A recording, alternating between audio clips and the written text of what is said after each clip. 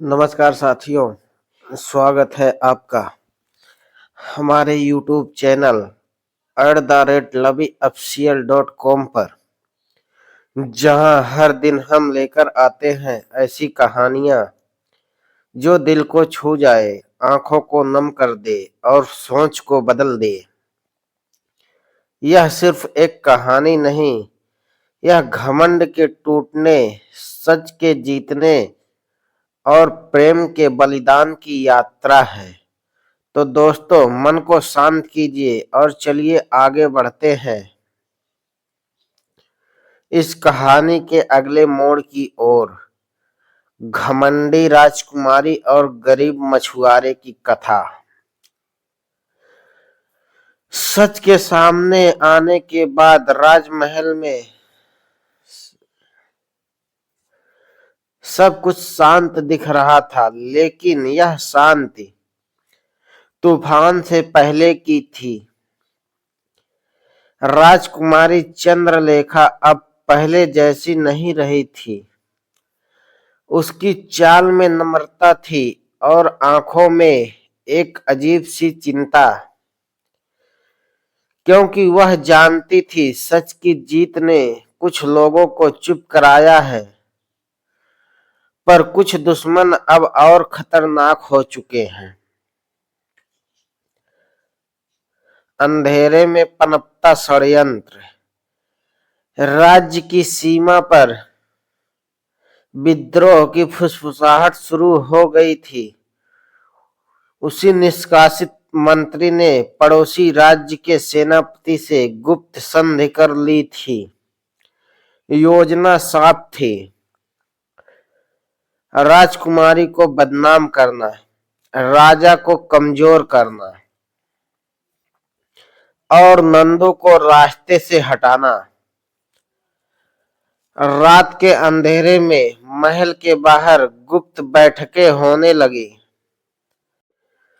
और उसी रात नंदू पर फिर से मौत का साया मंडराने लगा। नंदू का अपहरण। एक सुबह महल में हड़कंप मच गया। नंदू अपनी ड्यूटी पर निकला ही था कि रास्ते में घात लगाकर बैठे लोगों ने उसे बेहोश कर दिया। जब यह खबर राजकुमारी तक पहुंची तो उसका दिल बैठ गया। नहीं, यह फिर से उसी षड्यंत्र का हिस्सा है। पहली बार राजकुमारी ने आंसुओं को छुपाया नहीं। राजकुमारी का निर्णय। राजा ने सेना भेजने की बात कही, लेकिन राजकुमारी आगे आई। पिताजी, यह लड़ाई केवल तलवारों से नहीं जीती जाएगी, यह लड़ाई विश्वास की है और नंदू को मैं ही बचाऊंगी। राजा चुप रह गए। राजकुमारी ने साधारण वस्त्र पहने, अपनी पहचान छुपाई और अकेले ही उस रास्ते पर निकल पड़ी जहां से नंदू को ले जाया गया था। जिस राजकुमारी ने कभी गरीबों के रास्ते पर पैर रखना भी अपमान समझा था, आज वही धूल भरे रास्तों पर नंगे पांव चल रही थी। नंदू की परीक्षा। उधर नंदू को एक पुराने किले में कैद रखा गया था। वहां उसे कहा गया, अगर जीवित रहना है तो राजकुमारी के खिलाफ गवाही दो। नंदू हंस पड़ा, मैं गरीब हूं पर बिकाऊ नहीं। उसे पीटा गया, भूखा रखा गया, लेकिन उसका आत्मसम्मान नहीं टूटा। उसने मन ही मन कहा, अगर मेरी चुप्पी राजकुमारी को बचा सकती है तो यह भी एक कर्तव्य है। बारिश की रात और सामना तेज बारिश हो रही थी।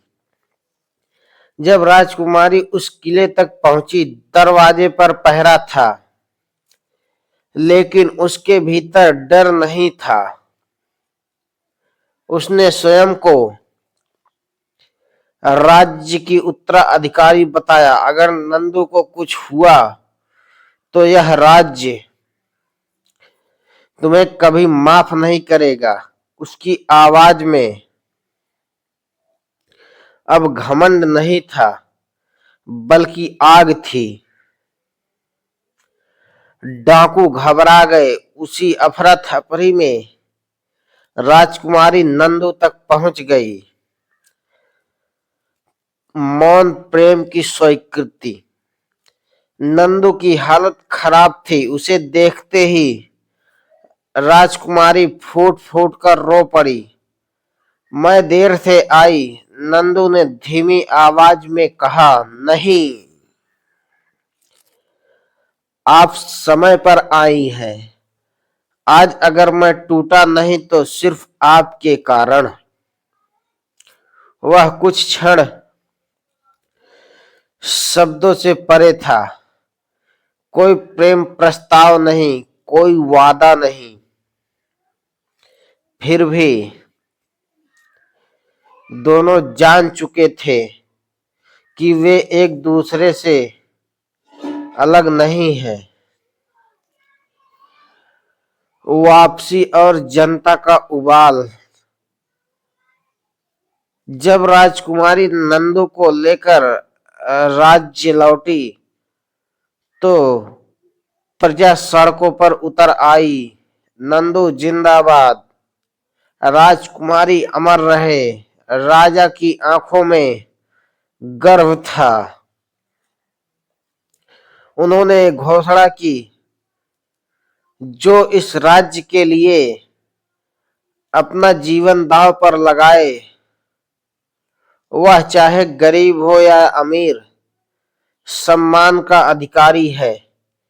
यह केवल घोषणा नहीं थी, यह एक नए युग की शुरुआत थी। धन्यवाद मित्रों। यह कहानी कैसी लगी कमेंट बॉक्स में जरूर बताएं।